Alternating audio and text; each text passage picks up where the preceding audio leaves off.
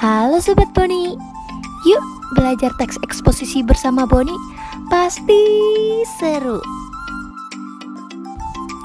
KD yang kita pelajari yaitu KD 3.5, mengidentifikasi informasi teks eksposisi berupa artikel, ilmiah populer dari koran atau majalah yang didengar dan dibaca.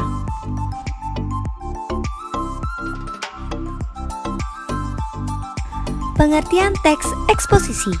Teks eksposisi adalah paragraf atau karangan yang terkandung sejumlah informasi dan pengetahuan yang disajikan secara singkat, padat, dan akurat.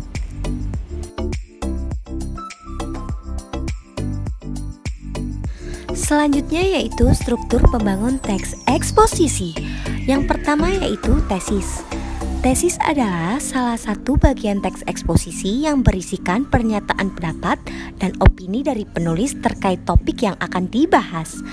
Bagian ini biasanya terdapat di pembukaan sebuah teks eksposisi atau di awal paragraf.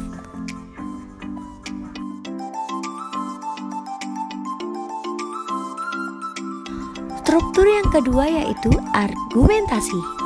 Argumentasi adalah struktur teks eksposisi yang memuat alasan-alasan untuk memperkuat argumen penulis dalam menyetujui atau menolak suatu gagasan yang telah disampaikan sebelumnya. Dalam bagian argumentasi, penulis menuliskan fakta dan pernyataan-pernyataan yang memperkuat pendapat pribadinya. Biasanya juga disertakan sumber-sumber yang valid dan terpercaya dari ahli dan pakar di bidangnya masing-masing.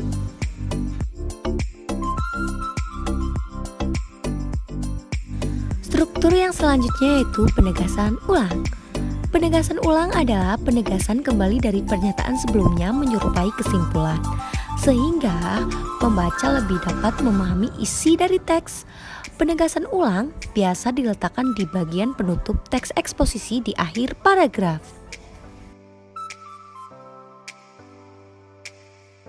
Selanjutnya, mari belajar ciri kebahasaan teks eksposisi. Yang pertama yaitu menyatakan dan menjelaskan pendapat.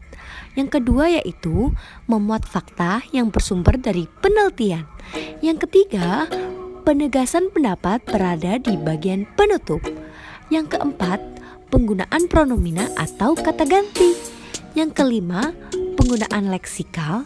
Dan yang keenam, penggunaan konjungsi.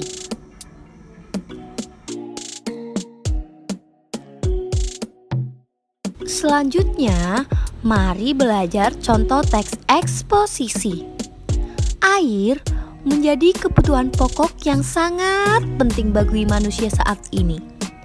Manfaat air sangat dibutuhkan oleh semua kalangan manusia, dari kalangan atas atau kalangan bawah pula tanpa ada batasan. Tak hanya itu, air juga diperlukan oleh semua makhluk hidup, seperti hewan dan tumbuhan. Hal ini membuat air menjadi sumber daya yang paling penting bagi semua organisme hidup. Contoh tersebut merupakan bagian tesis. Kemudian, contoh bagian argumentasi. Manusia sangat membutuhkan air untuk kehidupan sehari-hari. Kita butuh air untuk memenuhi cairan di dalam tubuh, sekaligus mencegah dehidrasi. Selain itu, manusia perlu air untuk keperluan, seperti mandi, mencuci baju, olahraga air, hingga untuk tempat berwisata. Sementara hewan membutuhkan air untuk minum. Adapun tumbuhan juga memerlukan air untuk proses fotosintesis guna menghasilkan makanan.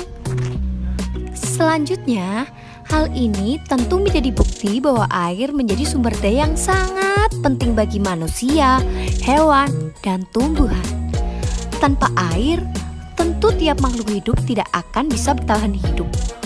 Untuk itu, kita harus menjaga persediaan air agar merata di semua wilayah. Contoh tersebut merupakan bagian penegasan ulang. Nah Sobat Boni, sudah jelas bukan penjelasan tentang teks eksposisi? Apabila Sobat Boni di rumah belum jelas, bisa loh mengunduh materi di kolom deskripsi. Bagi Sobat Boni yang sudah jelas, yuk belajar bersama untuk mengerjakan soal-soal tentang teks eksposisi. Pasti seru. Ya, sepertinya Boni harus pamit nih Sobat. Sampai jumpa lagi ya. Dadah.